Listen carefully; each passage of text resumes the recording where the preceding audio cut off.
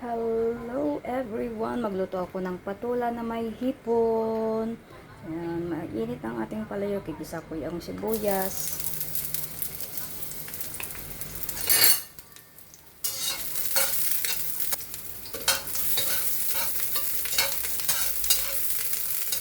Sunod natin ang bawang.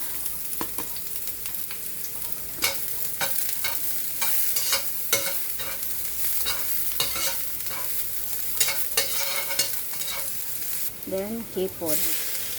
Konting hipon lang yung ating sahog.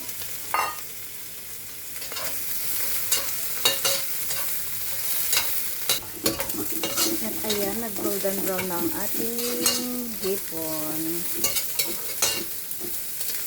Ilagay naman natin ang ating patula.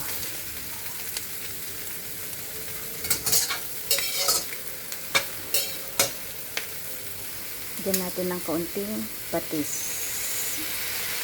kaunting paminta,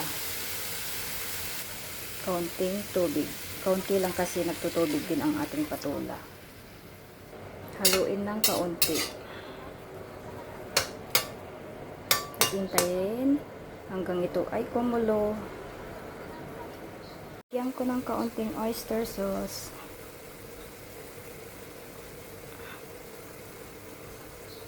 Haluin ng kaunti. At ayan guys, ready na ang ating patula with hipon. Yung kaunti lang ang inilagay kong sabaw, yung tubig. Ayan o, nagtubig na yung patula natin. Thank you for watching. See you in my next video. Patayin na natin ang ating apoy. Thank you for watching.